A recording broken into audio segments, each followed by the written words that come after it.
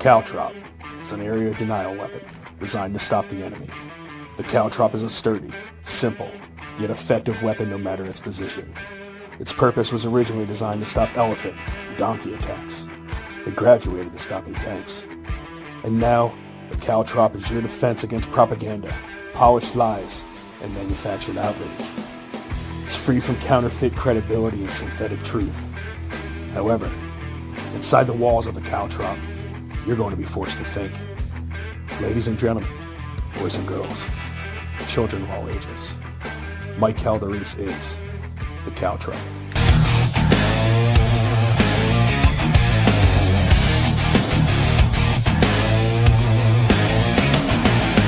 Coming down the mountain from the heaven to the hell, the Mike Calderese, the Caltrop, he never stops, so ring the bell. He bring the facts, he's been up every morning till we sleep. He get it deep, Mike Calderese, in your head and in your sheets. And we don't mind, and we don't care, Mike Calderese is the Caltrop. And we don't mind, and we don't care, Mike Calderese is the Caltrop. And we don't mind, and we don't care, Mike Calderese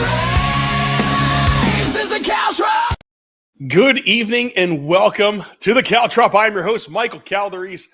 Remember, we are where the bullshit stops. The Caltrop is where the BS stops, and I force you to think. I force you to get out of the matrix of being lied to by these politicians and having the short-term memory that everybody seems to have. We forget about this stuff because we move on with our lives and it doesn't stay in our heads. But for some weird reason, it stays in the Caltrop's head. And I'm gonna put a lot of this stuff on perspective for you guys here because, we have people claiming victory and I don't see it. And I had people kind of yelling at me, friends of mine, good friends of mine, kind of bitching at me about some of the things that I was saying today. But I really don't care because I'm honestly sick and tired of games. I'm sick and tired of the lies that get played off as truth. And everybody's arguing with each other like they have an idea what the fuck's going on. And they forgot what happened 4 years ago. They forgot what happened 8 years ago. And how all of this stuff is tied together. So we're going to lay it out for you. We have a lot on the docket today. We really do have a lot to talk about. I mean, there's, shutdown, obviously, right? A lot on that. We have Portnoy. Everyone's screaming anti-Semitism. Some are screaming a little bit louder. He's very interesting. We have a very interesting video on that. I have an incredible video I want to make fun of with you together. We have Tucker Carlson telling a story about being attacked by demons, physically attacked by demons. I wish I could make this up. I can't. We have Erica Kirk posted a video of her daughter singing to her son. Everybody's making a big deal out of it. I have a totally different take than everybody else. PCR test data came out from Germany. Peer-reviewed study. Look like very interesting results with that. Hate to say it again, but the Caltrop proven correct. This time it's come full circle with the PCR test, something I was saying really early on, even to my expert, last co-host who thought that they were the be-all, end-all. But there's some interesting data coming out of that. And we have the Supreme Court rejected same-sex marriage. A lot to get into, so let's start it off. The mic's right. Shut up and listen.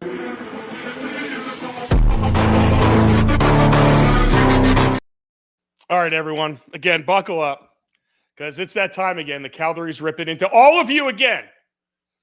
The government shutdown is finally over. Cue the balloons. Cue the confetti.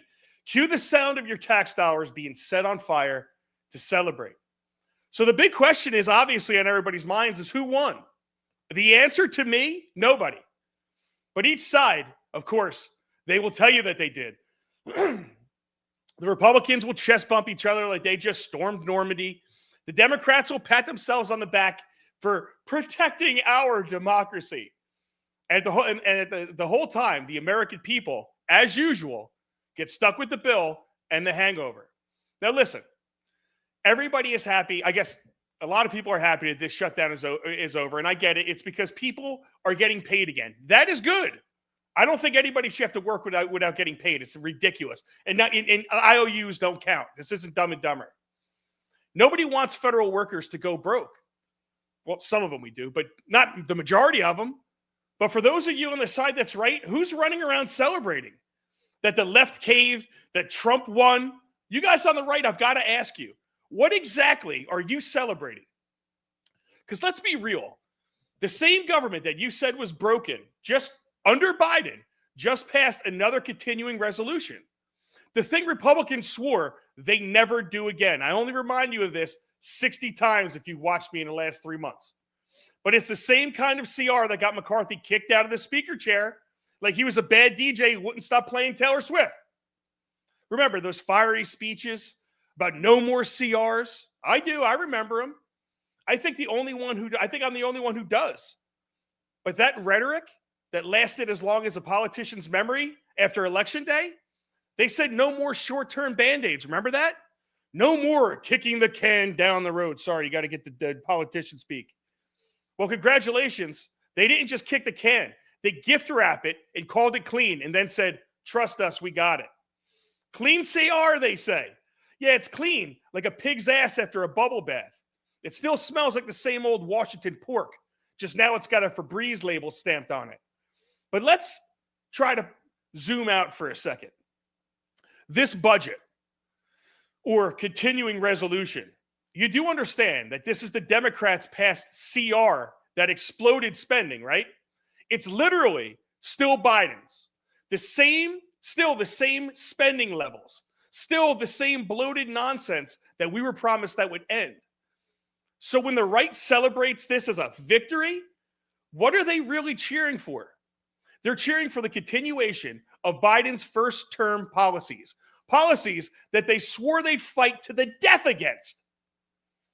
To me, that's like protesting the bar tab all night and then leaving a fucking tip. And don't forget something. We're still operating under COVID-era spending levels. Where spending went from $4.5 trillion the year before in 2019 to over $6 trillion in 2020. And $2 trillion worth of a deficit. The Democrats passed that. That emergency has been over longer than your favorite Netflix series. But somehow the emergency spending lives on like a zombie that just won't die. And this time it's championed by, you guessed it, the same Republicans who valiantly didn't vote for any of it for 4 years. But don't worry, this time it's our bill. And to cap this off, understand something. Trump never passed his own budget. Go ahead and fact check that and prove it wrong. I hope you can. I hope I am, but I'm not.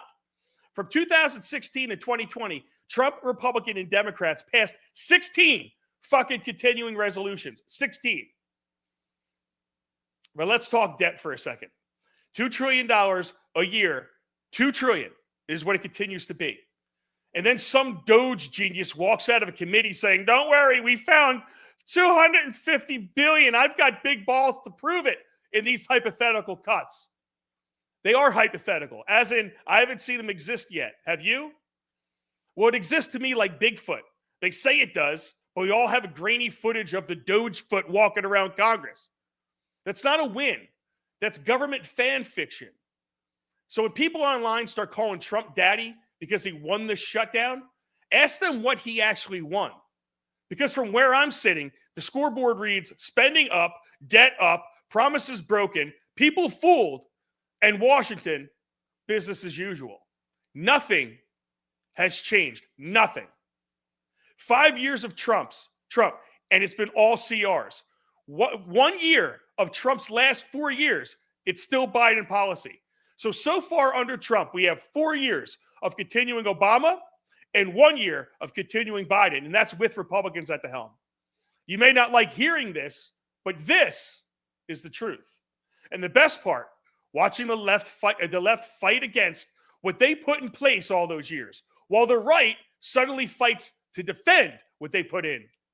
It's like watching two actors swap scripts halfway through the movie, and the audience still claps at the end because they think it's all part of the plan. So no, nobody won. Not Trump, not Biden, not Congress. The only constant loser in this political circus is the American people. Again. But don't worry, everybody. The Caltrop's got you. Because as long as we keep calling out their hypocrisy, their lazy deals, their clean pigs, and their victories that aren't victories, they'll know somebody is still watching. Because the parties don't improve. I've said this before. The parties don't improve when we celebrate their failure, or worse, defend it blindly. The only improvements we get is when we shove their faces back into the mess that they've made and tell them to do better and force them to. America didn't win here in the last 40 days. The swamp did, which I thought we were supposed to drain. And the only thing that's truly clean in Washington is the rinse cycle that they keep putting us through. This is the Caltrop, where we don't pick sides, we fucking pull pins. That's the Mike's Right. Hope you listen.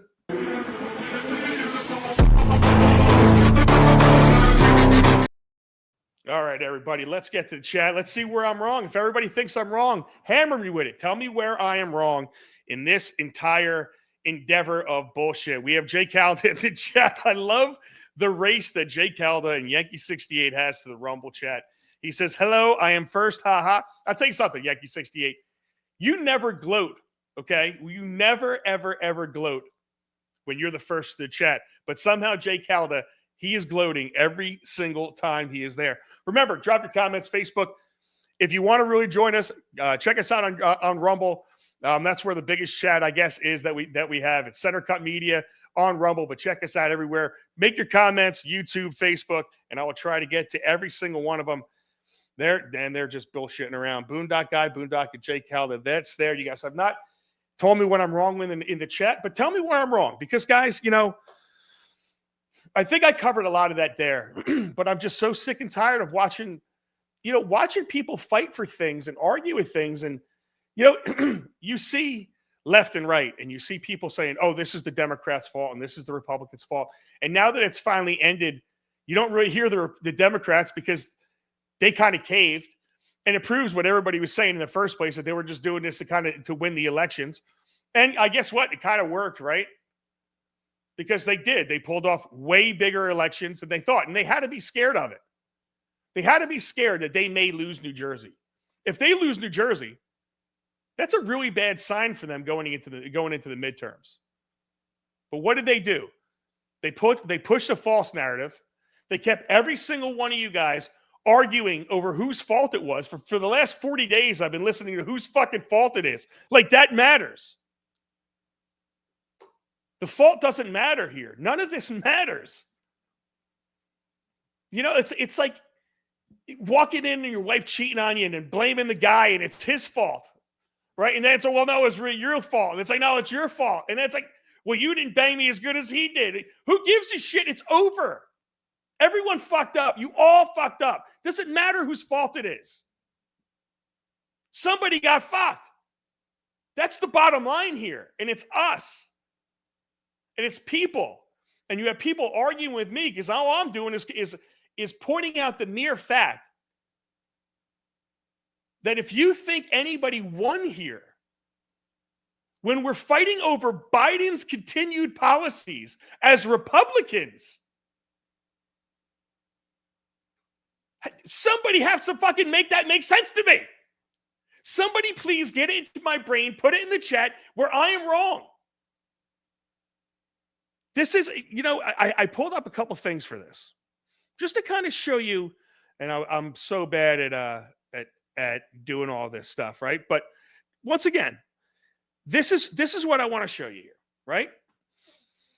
This is 2018, 2019. Now, I put here and then Biden in 2020 for a reason. I realize that that's where Trump was still in office, right? So you could put another line in 2020.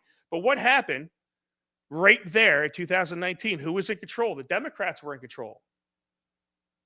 The Democrats were in control of Congress at that point. They had the Congress and the Senate in 2019.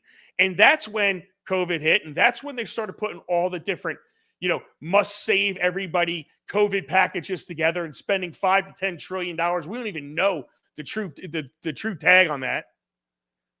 Setting up the Javits Center and all these COVID pop-up hospitals and FEMA dollars out the ass. And what did that do? It exploded our spending. It absolutely exploded our spending. And then What do we have? Just to kind of top it all off for you. Let's go through some years here. Okay, this is 2000. In 2000, we had $1.79 trillion, and everybody thought that was crazy. By 2011, we were at 3.6 trillion. Okay, so in 10 years, we went up 2 trillion. In 10 fucking years, it took us to go up $2 trillion. And then there's that one again. Do I have another one here? Okay, that's a different one. I'm going to show you that in a second. So in 10 years, it took us to get to that spending. And then we get here, right? So 3.6, 3.8, 3.98, 4.1, 4.5, 6.5. And in 2024, 6.94. In 2025, we're projected to be over $7 trillion in spending. $7 trillion. And we're celebrating this like we won. We're celebrating this like anybody won. While at the same time, we're spending money at a ridiculous clip pre-spending COVID. Someone tell me how we could go from 4.6 to 6.6 and Doge says, oh no, everything we found is up and up. Oh, we only found 250,000 or 250 million or billion. I mean, can't even put these numbers together anymore. But there was a lot of waste in the 4.6. You know what the shit about this is? There was a lot of waste in the 1.7. There was a lot of waste in the 2.01. There was a lot of waste in the 2.29, in the 2.66, in the 2.73. There has been a ridiculous amount of waste in every single one of these things. But now all of a sudden, we're spending $2 trillion more. Year jump, and now that's our standard? How does that work itself out?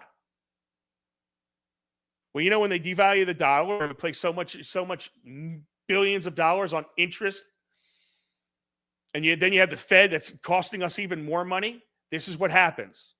This is what happens when you have feckless, gutless pieces of shit running your government that you defend. I'm sorry to do this, but I cannot take it anymore. I'm tired of watching us go to battle for these politicians that watch us battle and then drink with their friends who are Democrats or Republicans on the outside laughing at us. I can't take this shit anymore. I can't take watching you guys argue over fucking lies and then call me the guy that's naive.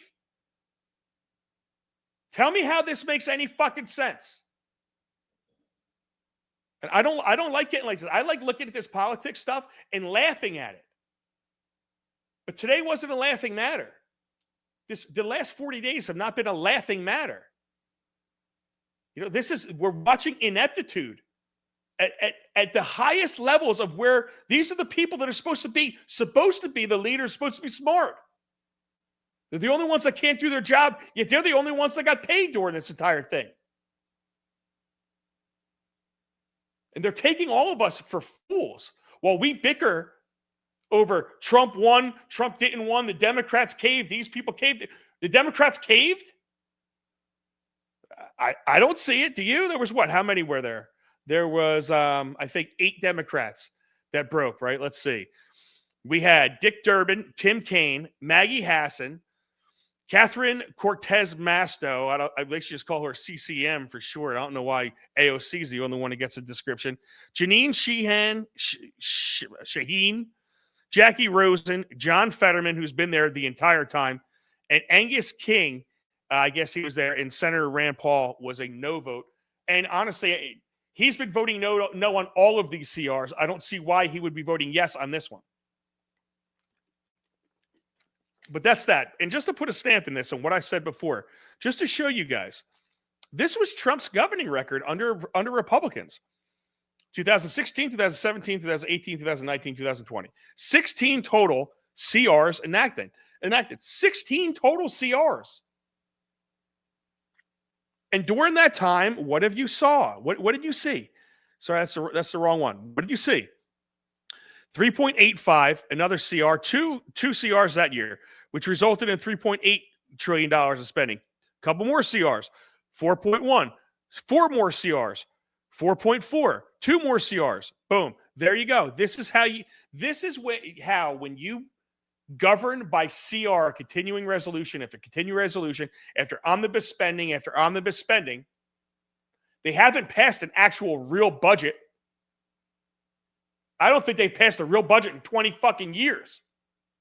Excuse my language tonight, but I'm fired up.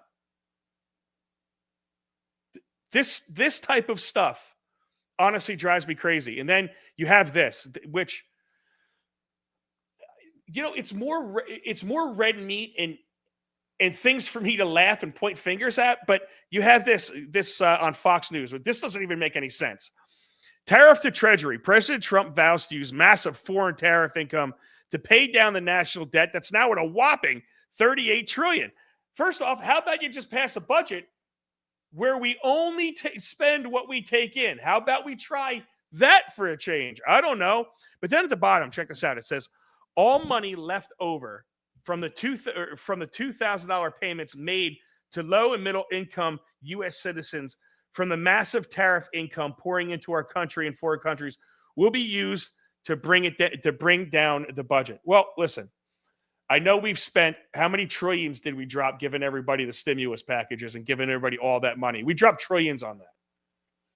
So I don't know how much is going to be left after this. I mean, these tariffs, I get it. They're bringing in a lot of money, but are they going to be bringing in the trillions and trillions and trillions of dollars that it's going to take to do this? And then let's just say you give all low and middle income people $2,000. What's going to happen? It's going to go to all the billionaires that everybody wants to bitch about. It's going to go to Walmart, to what's it called, Amazon. And then guess what's going to happen again? You gave people money, and then everything got inflated with cost because we had too much money chasing too few goods. It's finally starting to regulate itself, and now everyone wants to say, hey, give people more money. What do you think's going to come of that? No inflation? When Biden did it, I was sitting here screaming, this is going to inflate everything, and it did. Wasn't me doing it. It's listening to smart people talk. And it happened. What's going to happen here? But you know what the best part about it is? A lot of the low-income people are Democrats. So are you Democrats now going to sit there and take the $2,000 after you said, fuck Trump for the last 10 years? No, you're going to take that money. You're gladly going to take that money. And hopefully you buy it on razors so you can shave your legs and armpits, liberal women. But listen, I digress. Oh, man. Anybody? I don't know. I don't see any comments in here. Maybe I have to get out and get back in. It looks like sometimes my comments freeze, or sometimes you guys just aren't commenting. But whatever. I don't see any comments anywhere. We typically don't get many from YouTube. But what are you going to do? But if you have anything to add, please put it in the chat. I don't know. The last thing I see is Boondock Guy and a bunch of sirens. So tell me if I'm right or wrong. But that's that. I didn't want to go too much on this shutdown stuff. Let me just say real quick, I am very happy that regular workers are not going to have to go any longer without getting paid. That definitely affected a lot of people. I know flight wise, my wife started getting worried because my son's going to be flying in for Thanksgiving. So things like this, they didn't really the government being shut down didn't affect me at all. Not one bit. Not at all. So it just shows you how little these people actually really do. No offense to anybody who works in the government. But I didn't miss you at all. So I could be good with no government whatsoever. It just protect us. I think I'm way better with that and just localize. Like zero big federal conglomerate bullshit. Government, everyone govern themselves. The federal government's going to get out of everything. Okay, and it's just going to protect us. It could be like 4 limited type of things capacity wise, and that's it. But we need to seriously move away from whatever bullshit system that we have, especially with this tax and spend, absolute ridiculous bullshit. And then, and then I'm going to play one thing with Trump because it was funny. I love when Trump goes after reporters like this. Check this out. Do you remember that the Biden administration had the highest inflation in 48 years, but most people say ever recorded? Do you remember that? Right? Do you remember it? Did they have the highest inflation in 48 years? Did they? Just answer me the question. You know the answer. The answer is yes. They had the worst inflation in 48 years. We have almost no inflation. We're down now to 2%.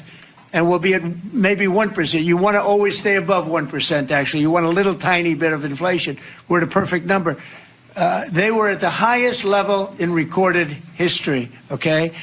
And when you talk about affordability, that one fact. Now, let's talk about the second biggest subject after inflation, energy.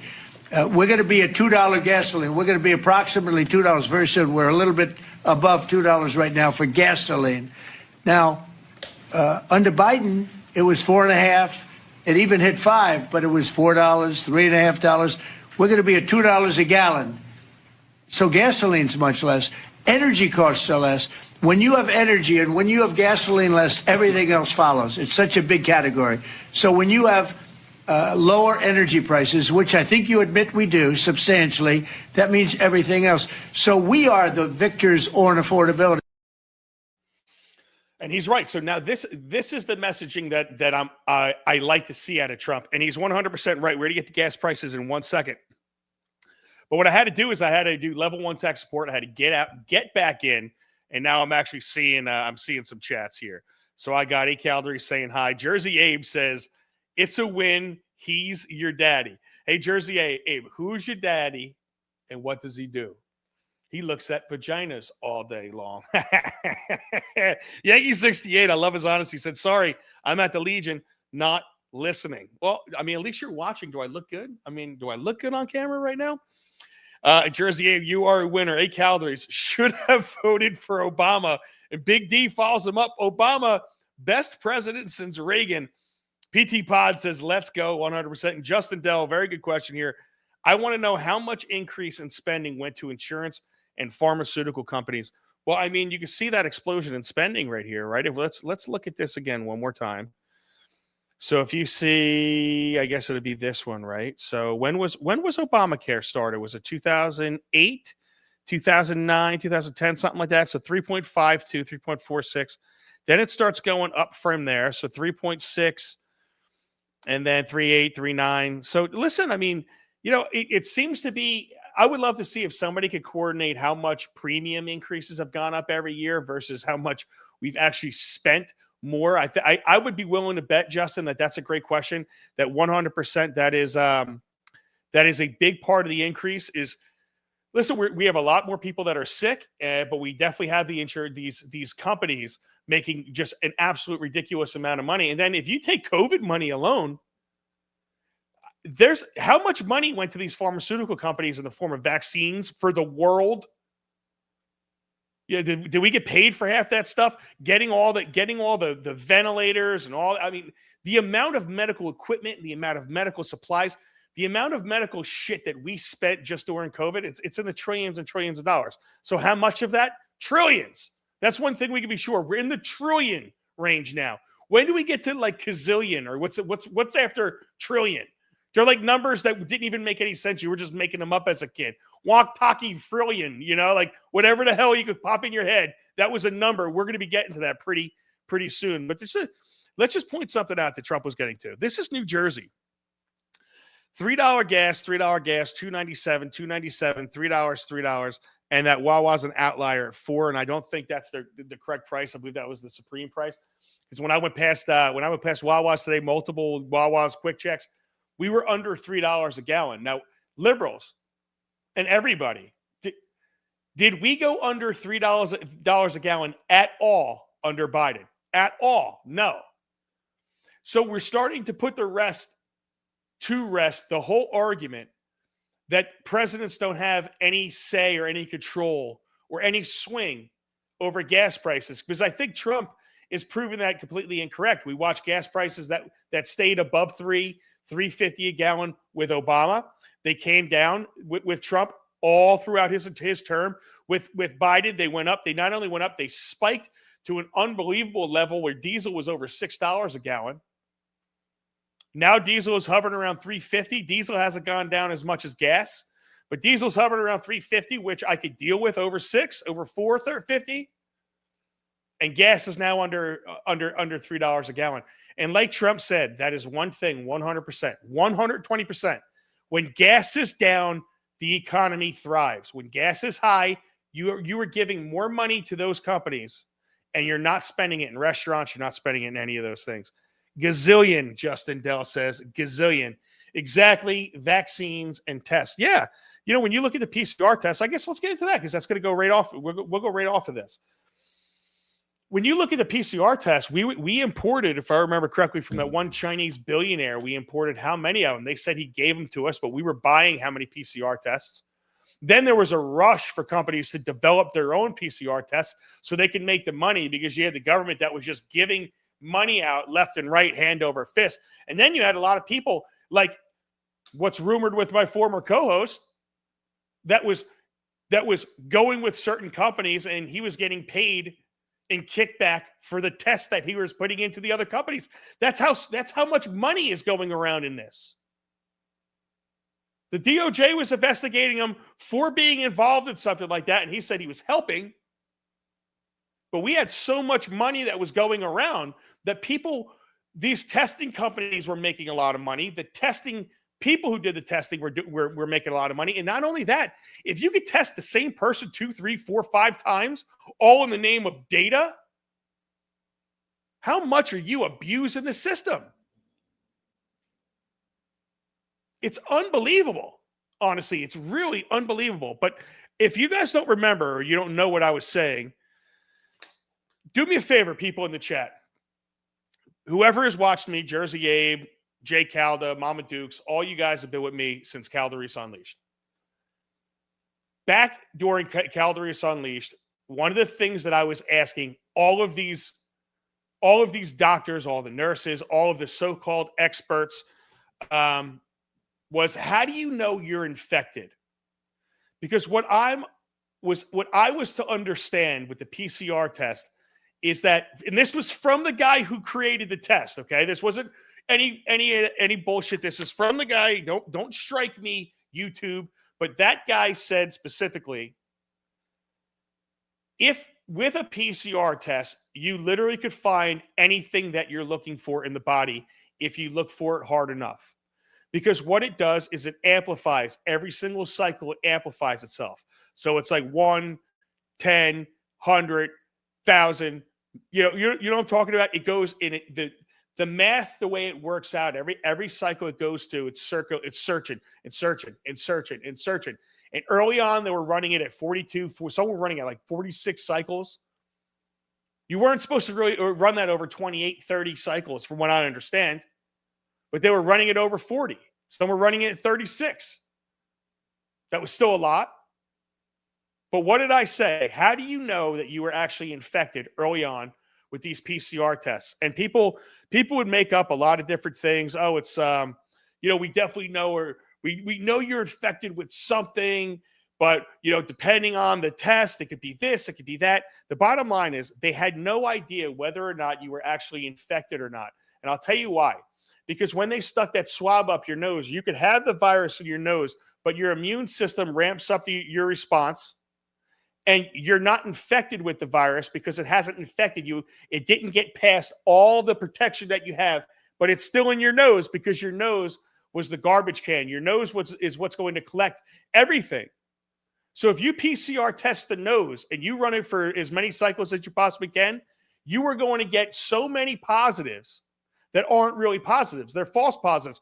And you know what? Even if they're positive that you have been exposed to that virus in your nostrils, there's nothing that could tell me that you were infected or not. Unless, this is the only way that you could actually freaking tell, was if you know that they were showing symptoms, and then you could correlate those symptoms to where they fell in the cycles. So if you had it to where, okay, they have clear symptoms, headache, cough, congestion, all the shit that came with COVID. The first time I tested them, we got it at 28 cycles. Next time we test them, it's at 30 cycles. You know it's weaning in their body. If it's 22 cycles and not 28 cycles, you know it's gaining in their body. That's the only way that you could judge whether or not somebody was infected, is if it came with the actual symptoms. That's what they tried saying. Oh, we have asymptomatic. You've never heard of asymptomatic flus, have you?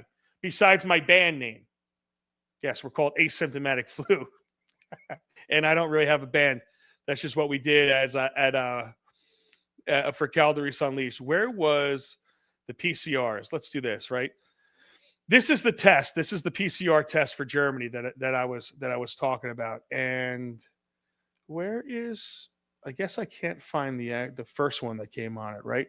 So this is this test. I just wanted to show you guys that in Germany, a consortium of authority accredited laboratories covered approximately 90% of all severe acute respiratory syndrome coronaviruses from March 20th until January 2023, and likewise conducted serological mass tests for IG antibodies until May of 2021. They analyzed that data, right?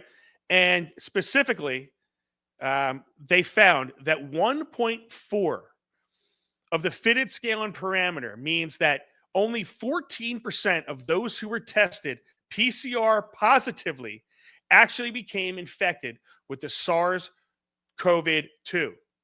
All right. Did you hear that? 14% is what they found based on all of their studies, cross-referencing antibody data, cross-referencing all the PCR data from how many laboratories throughout all of those years. Only 14% of the people that were tested were actually infected with the virus. Now, I bring this up because we're getting on. Remember, we're defending sides here, and I see everybody defending sides on this. And we were defending sides back then. But the same people now that were so horribly wrong and so ridiculous and enslaved you in 2020, we're doing so on such false data and such lies and such misrepresentations. Remember, you couldn't go back to work unless you had a negative PCR test. What if you were negative the entire time? Do you remember people that were like nurses and police officers, kids and teachers? They were getting tests, popping positive, not feeling a thing. Oh, that's where you're asymptomatic. You have to go home because you could kill grandma. You know, there could be a kid in your class that has a grandma, and you're going to kill that person if, God forbid, they go home with your positive COVID test. This is what they did to us. And now, lo and behold, years later, after everything else that I said came true, guess what? This is coming true. And again, it's not because I know all that much stuff. It's because I listen to everybody. I listen to smart people and dumb people talk about something like they're educated on it. And all of them, I guess what, have degrees. Guess what? All of them are doctors. And none of them agreed with each other. And I had to decipher, who do I think is right? Who do I think is wrong? Who do I think is making that much sense? And when you really listen to these people, it's not difficult to understand. Let's go through a couple more of these. Here's a summary and conclusion. The principal finding from our analysis on both sides is that the testing and all that, only 14% or possibly even fewer, down to 10% of individuals identified as SARS-CoV-2. Right? Our conclusion is twofold. First, IG testing conducting by ALM laboratories commissioned by that itself subordinate to the BMG. Nonetheless, whatever, that means it wasn't very good. The data acquisition eventually ceased. At the very least, public reporting of the data in the website stopped. Right? So what all of this stuff is saying to you, and from March 2020. So this is all of this stuff. And I wanted to show you this whole thing because I actually went and read the actual study that these people are trying to put forth. And that's another one, right? And here's the actual title to this: a calibration of nucleic acid. And these are the people that are in it. It is peer reviewed and is published. So that's it, guys. You have all of the information that you should have to make clear and distinct, smart choices next time something like this happens. And I bring all this stuff up just to stamp the fact that your government since 2020 has been lying to you. It's way before 2020, but I think in 2020, we all should remember that they were exposed. All of this was exposed. And they're hoping you guys forget. They're hoping you forget about 16 continuing resolutions. They're hoping you forget about being locked down. They're hoping you forget about having a fucking cotton swab shoved up your nose. They're hoping you forget that your kids had masks put on them while they went to school for how many years. They want you to forget that they locked your kids in the house for no reason. putting our kids behind in schoolwork, putting our kids behind in development, putting mental problems into our kids. How many kids got beat by parents because going to school was their own saving grace? How many kids didn't get to eat because they were home and half their meals are provided for them by the state? These are the things that these people did to us. They did it to us for years. And I'm not going to let you forget what they did because they're trying to distract you now with whatever shiny object that they're trying to put in front of your head. You know, I'm going to be there to say, listen, these people have been screwing you forever. And they're going to continue to screw you. Let's get to a little bit of an in-depth breakdown right now. And this is going to be about 4 minutes. I'm gonna pull this up. Let's see. Let's pull this up. Now, this is, let's remove my other camera here. This is Megyn Kelly and Tucker Carlson.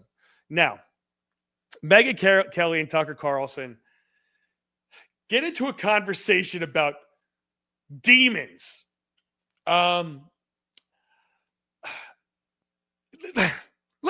Let's just play it, and then I guess I'll make fun of it as I play it. Attacked by a demon. And I have to tell you, like, a lot of people mock this, they roll their eyes, but I look at like what happened to Charlie, what happened in the wake of Charlie, what happened at the Ascension School in Minneapolis, where that man went in there and shot a bunch of little children praying at their church school. And I challenge anyone to tell me there aren't demons among us. I never thought there were. I thought the whole thing was like bizarre. So what happened? Because like culturally, I'm just not from a world where people are attacked by demons. So I want to pause this for a second, and I want you to focus on something.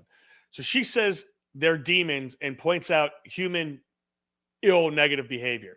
Now, if you want to, I hate this when people do this, because when you blame a demon for human behavior, you're taking the responsibility away from him and you're putting it into something supernatural. And when you blame something supernatural, you cannot physically see, touch, feel. It's feelings, it's thought, it's belief.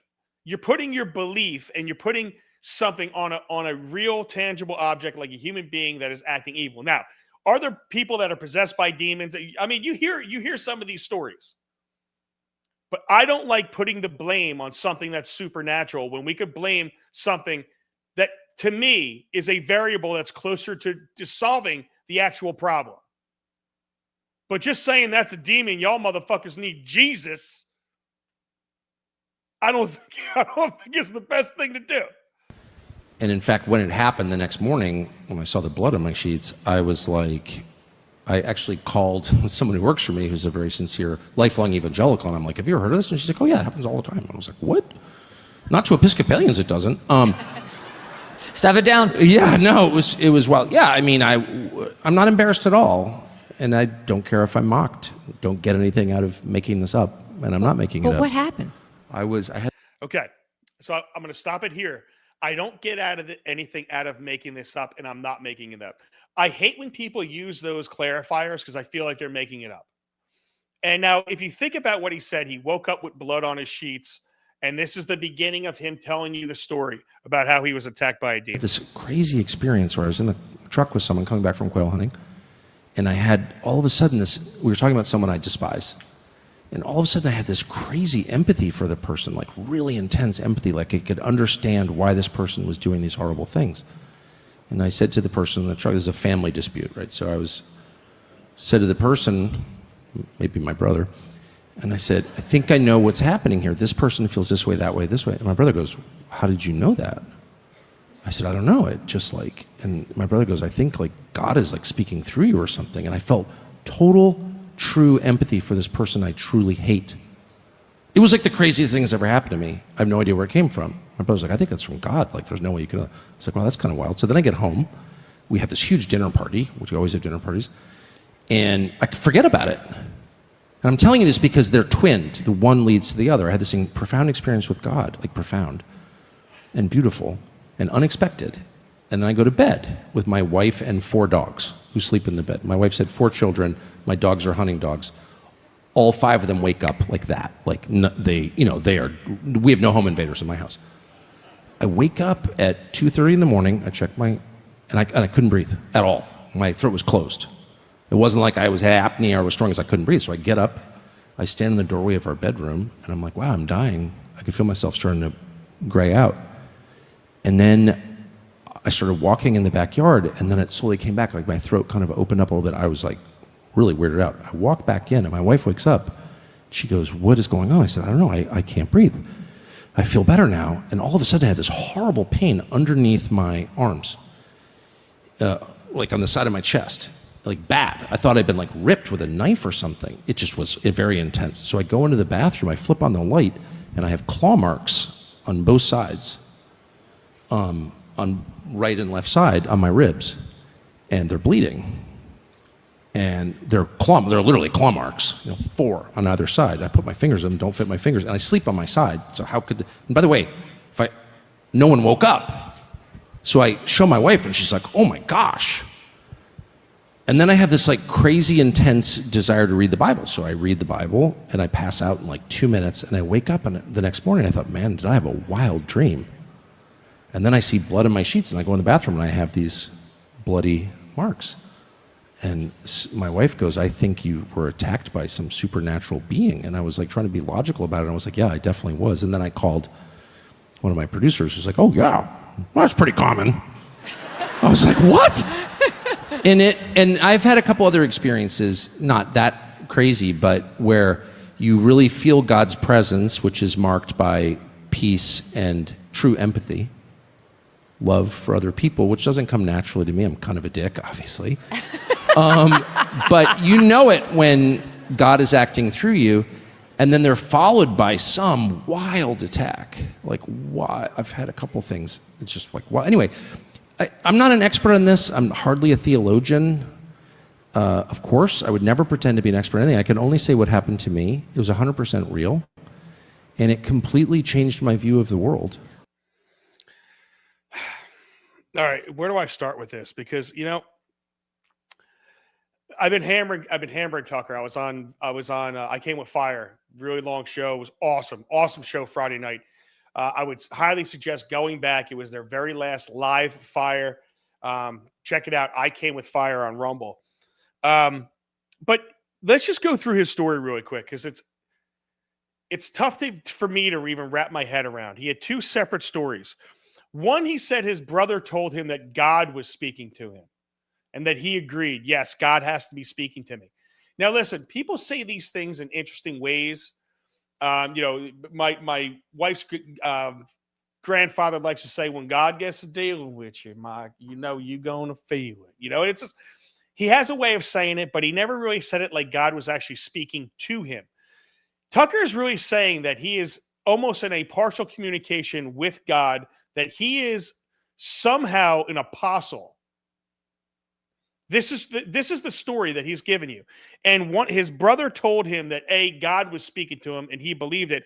But don't worry, he's thinking logically about this. Is a logical God speaking, right?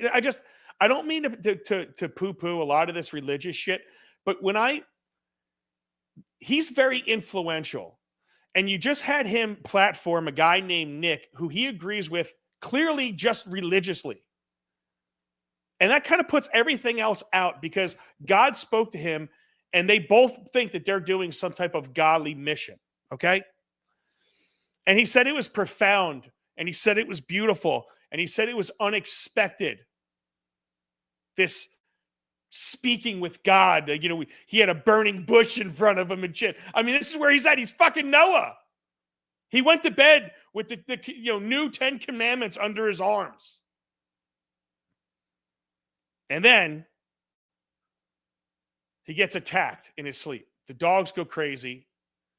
He gets up, and he couldn't breathe and all this stuff. He couldn't breathe, but he didn't have any pain then and there. With blood on the sheets, he didn't feel pain then. He left. He thought he was going to die. He goes outside, catches his breath, and then his wife says, I think you've been attacked by a demon.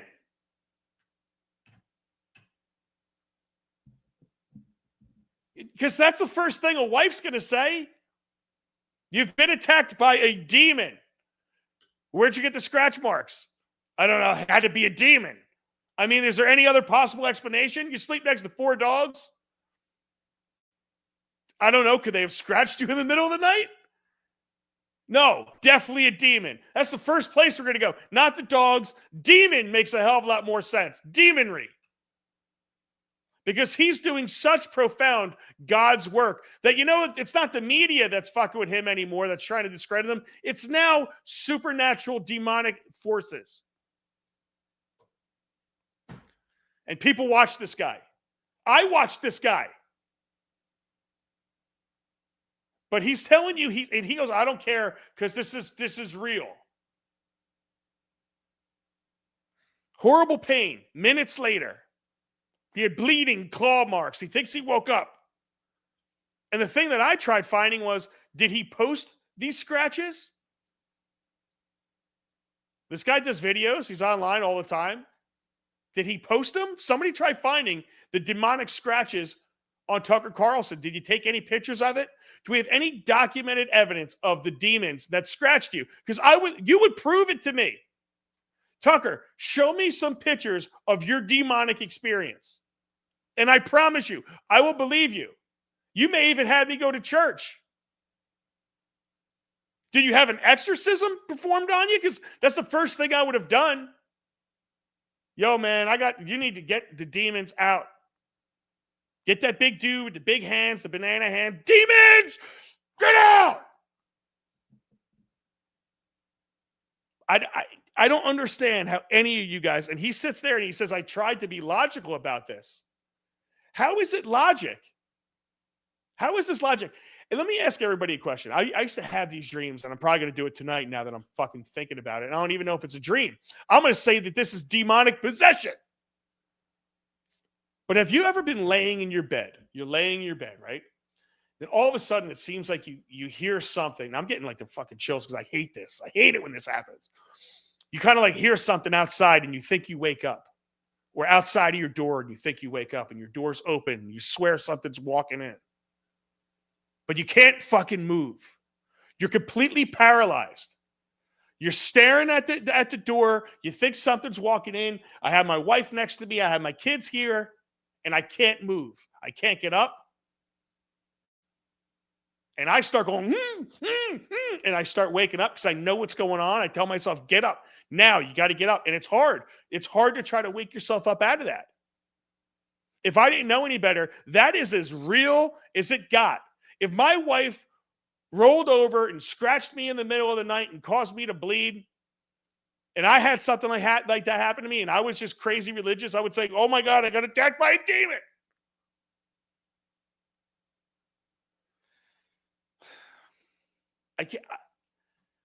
I can't tolerate this type of stuff because these people have a big ear. They have a very big ear, and they have a very big reach. And what's going to come of what they're trying to do and drum up a lot of this team religion on the Christian side. And again, I get what they're trying to do. The manner in which they're doing it is really fucking creepy and disgusting. And I'm going to get to creepy again because I'm going to tell you something. I'm done being quiet about this. I have sidestepped this shit. I've been nice, and I can't be nice anymore because I'm too creeped out with it. I get everybody grieves in their own way. I've told you guys this before, that every time I hear Erica Kirk talk, it bothers me. I don't know what it is. I've even said before that I'm the dick. Okay, I'm the asshole. It bothers me. They played the video of his hand, oh, I love you, baby. That was the first time I really got creeped. First time. Was that. Why did we see that video of his hand and that goodbye? I don't know why, but we saw it, okay? And then we see this. She posts a video, and the video is a beautiful video it's a beautiful video of her daughter singing to her son. And if this was her posting this when he was alive, I wouldn't have a problem with it. I'm saying that honestly. I would not have a problem with it. And I honestly, like, I may be wrong for having a problem with this. But she posted a video and she says, I see you alive in our babies. Especially at night, I remember walking into her room and hearing both of you singing, Jesus loves me as he falls asleep. My heart would melt. Seeing you in dad mode was my favorite. And now she sings it for her baby brother, and she's putting in the bed every night. Her voice now carries both you and her in one. That would be beautiful if he was alive. It feels like, to me, for show when he's dead. I don't know any parent. I don't care. I'm going to say it. I don't know another parent that would post that type of shit. I don't like posting a lot of stuff about my kids anyway. But you're putting that out for all the world to see. And to me, is that part of your grieving process? Because if that is really a part of her grieving process, I don't know if vanity is the most Christian way to grieve. We've been, inundated with Christianity. We've been inundated with God, and we've been beat up by these fucking people that aren't God-like. Nick Fuentes, Tucker Carlson. And now I'm sorry to say this, but is that God-like? Pride and vanity go together, and they are one of the 7 deadly sins. Are the most God-like people on the planet committing deadly sins? What I'm doing right now is vanity. Yes, I'm committing a deadly sin right now. I have a shitload of pride in myself. Yeah. I don't claim to be Christian, to follow those teachings. I don't claim to be any of that stuff. They do. How is that not for vanity? Maybe somebody tell me how, but I don't see it. I'm getting creeped out by all these people. I don't care how many people I lose by saying this. That whole story is getting creepier and creepier and creepier and fucking creepier. And the fact that we think that one kid, that's the official story and that's it. We're not talking about anything else. We're not reviewing anything else. We're parading her around since the second he died. We have a grieving widow that's on stage a week later. And now we're showing videos of the kids. I find this fucking disgusting. I just find it disgusting. Anybody else? Let's see in the chats. It's about monetization and keeping his name around and keeping the money coming in. $90 million they made since he died. 90 million. Some say it's over 100. With t-shirts that were probably made in like Pakistan or whatever the hell wherever they're at. The Philippines or whatever. Also, don't forget in the beginning, people were dying from car accidents and other unrelated events. And if they had any COVID systems that counted as COVID deaths, yes, based on a PCR test. That's a great point. Listen, I didn't come here to rant like this. You guys know, I like keeping this show fun and funny. But today, today got to me because I'm watching.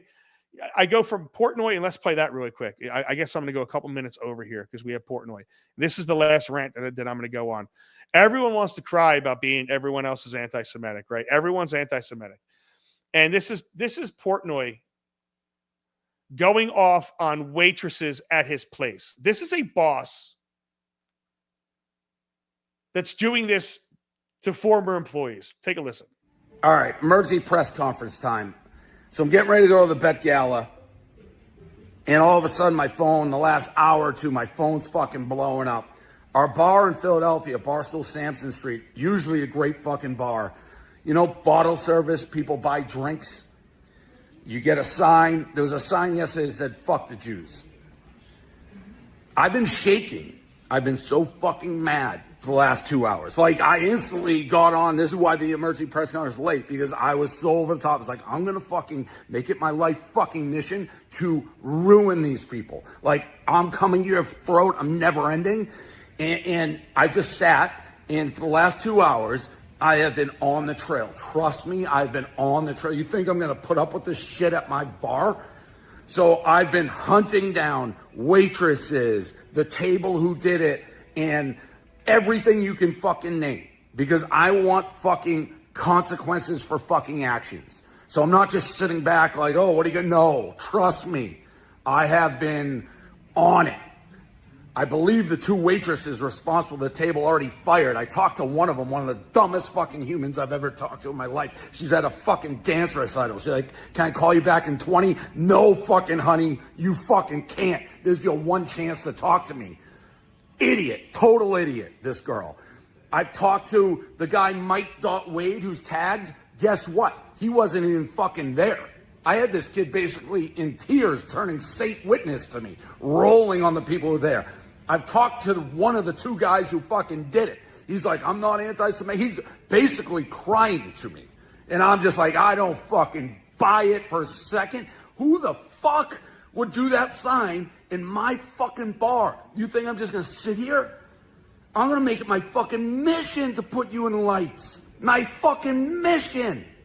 Kid's crying. I just hung up on his ass. I go, I'm giving you 1 fucking hour. 1 fucking hour. 2 kids go to temple. Tell me, how do I make this fucking right before I go fucking ape shit? You want to take anti-Semitism classes, you want to do whatever, you make it feel right. I don't need your fucking tears. The Mike Wade kid wasn't even fucking there. Wasn't in the bar. We got the footage, not even fucking bar. Trust me, they're pulling the footage, they're doing this. I'm 20 steps ahead. I'm using everything. I'm like, I am going to come for your fucking throat unless you give me answers. Did you hear that? Again, who'd support these people? You know, you had fuck the Jews put in your restaurant. So now you go on and defame the shit out of everybody else that's on there. Everyone's going to find out these waitresses' names really fast. They're going to be put everywhere. They're going to be put on blast for saying fuck the Jews. And the bottom line, what you're doing when you go on this absolute lunatic tirade after you're supposed to be some free speech advocate, you go on this lunatic tirade about fuck the Jews and give them the reason why they said fuck the Jews through this whole tirade. Fire them. Be done. Now you're on some war with these fucking people? What were some of the things I had? I talked to this one girl. She was at a fucking dance recital. Oh, because she's with her kids. And because I think it's more important that you wrote fuck the Jews, you need to stop being with your kids. This is your one shot to talk to me. Maybe that's the reason. Maybe your piece of shit attitude is why she said fuck the Jews. Maybe she really wanted to say fuck Dave Portnoy. But it came out as fuck the Jews. I had another kid in tears. Like you're some fucking Gestapo? Like you're some Nazi? I was going through, I had everybody, oh, I'm such a big bad boss. I had everybody crying because somebody wrote fuck the Jews. How many people have you motherfucked, Dave Portnoy? How many people? I hear you motherfucking people every day. Oh, because someone said fuck the Jews. That's bad. I don't see you going off on anybody else. But fuck the Jews, that's going to make you go and offer anti-Semitism classes to people? Oh, you know, how? Again, you fucking people have to understand why people hate you. And it's shit like that. It's your response. Fuck the Jews means you go scorched earth. You can't just take it and brush it off, fire to people, and say it is what it is. No. You have to go scorched earth. Much like Israel did with Palestine. They went scorched earth and wonder why everybody says fuck these people. You just killed how many people by bombing? And you wonder why people say fuck them? And what are they trying to do? You had Netanyahu come in here and say everybody that's in Palestine, they have to be ethnically cleansed to where they don't hate Jews anymore. So that's what he's doing in his own restaurant, is ethnically cleansing his restaurant. That's why they say fuck the Jews. That response right there is why you get fuck the Jews. But nobody wants to admit it. Nobody wants to come out and actually and label a spade and say this is why something is happening. This is happening because your responses. This is happening because interactions with you or people like you. And let me tell you something, Dave Portnoy, you're a different type of Jew than I live next to. You're probably not even Jewish to those people. You don't have the curls. You don't have the hat. You're not wearing the suit. You wouldn't even know you wear t-shirts every day of your life. But you're so Jewish that a simple thing from fuck the Jews from a couple waitresses. I get it, it's your bar. But now it's scorched earth. Let's have everybody crying, trying to save their jobs. Dude, that job's not that important to work for a piece of shit like that. I'm sorry. These people, I have been fired up all day over stuff like this because it's absolutely ridiculous. You know what? You could say fuck whoever you want. Fuck whoever you want, whatever group it is. You know what, Portnoy? They say fuck the white guy. Do I see you going scorched earth with that? No, we could be fucked no matter what anybody wants to say. You could say, screw this guy, blame white people for every single one of everybody's problems. You could lose your mind on us. That's accepted, right? Oh, but being that you're a Jew, which is just another form of a white person, then you're fucking special. I forgot. Then you're special. Let me tell you something, Dave. This is what you are. You are a Semite supremacist. You are a Jewish supremacist. You think you're better than everybody. You think everybody has to acquiesce to you. You think nobody could possibly hate any of us. Everybody, any group can be hated. And you are by somebody. But it's okay for Jews to rip Muslims. What if someone said fuck Muslims in your store? Would you accept that? I bet you would. I bet you wouldn't have a problem with that. They could say fuck Christians. I bet you wouldn't have a problem with that either. And you know what? You may fire them, but you wouldn't do this. You wouldn't put them on blast, would you? No. Because you are a Semite supremacist. And I personally am fucking sick and tired of watching white supremacist groups get their way. And if we're being honest, look up what a white supremacist group is. That's what you're acting like. Don't tell me you're God's chosen people. And it's not just the Jews that do it. And to tell you the truth, the Muslims that do it, they're brown supremacists or Muslim supremacists. I'm sick and tired of being labeled a white supremacist when I'm Italian. That they weren't even labeled white till like 1957. But you call me a white supremacist, no matter what, blame everything on me. And all I see are Jewish supremacists and Muslim supremacists and Christian supremacists. Oh, they're the bad ones, though, the white Christian nationals, right? They're the only group of people that we have to be afraid of. And I'm sick and tired of watching Christians, and I'm not even Christian. I'm sick and tired of watching you guys sit back and take this shit. God forbid you say fuck any group. It wasn't kill the Jews. It was fuck them. And maybe she was attracted to you. I doubt it. Because she's a fucking ugly-ass motherfucker. I'll tell you that much. Hey, listen. I told you this from the beginning. You're going to get my God's honest truth, or you're going to get my mind. I don't care what I'm called. You want to call me anything after this? I don't care. Because I am sick and tired of watching all of this garbage take place from every single one of these groups of people that think they're better than anybody. And if you're going to label somebody a supremacist, you better look at yourself and label it yourself. Because you're not special. None of you are. I got news for you. None of you people are special. Except for the people watching this right now. You are very special because you can listen to me rant for over an hour, and I do appreciate it. I love it, guys. Listen, I really appreciate everything that you guys tolerate with me. If you can figure the hell out of that like button, if you like the show, finger the hell out of that like button. And let's see, Justin Dell says, what if I said fuck Enners and he acted like that? Would that be okay? I don't think he would. I'm going to be honest with you. I don't think he would. Would that be okay? Yes, because it would be more okay. No, hold on. No. Fire the fucking people. What do you need to have an emergency press conference if somebody writes something like that in your restaurant? You're only doing so to try to push some type of agenda. So no, if you wrote that, I think the people deserve to be fired. Fire them. Great. But you're going around having employees crying, groveling at your feet? No, I don't approve that, no matter who it's said for.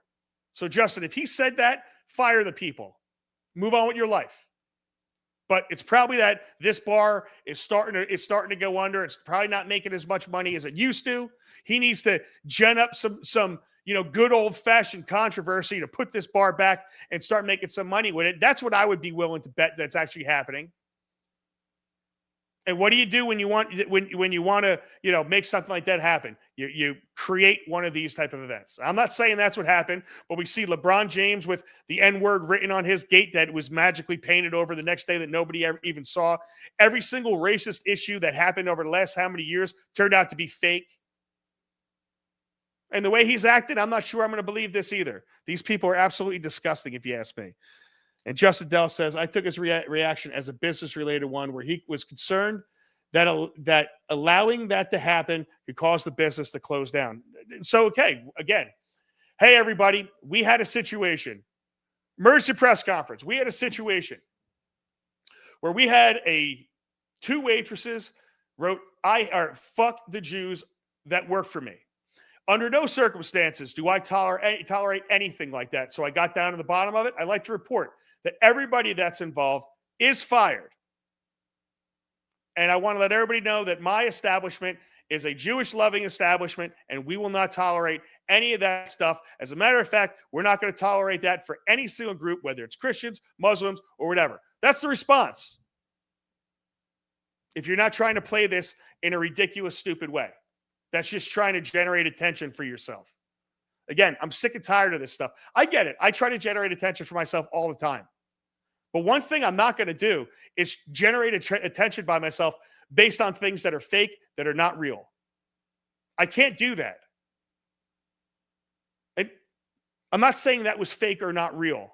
What I'm saying is I don't think his reaction to it and all the emotions and everything that this is kayfabe. This is WWE type shit. And he's all hopped up on this. Oh, my emergency press conference is late because emergency press conferences have fucking official start times. It's fake. I'm sick and tired of fake. And I told you guys from the very beginning that I was going to call out fake whenever the hell I saw it. Whenever I saw it. And listen, I may be wrong. I may be wrong in my opinion on this. But I don't like what I'm seeing around with everybody.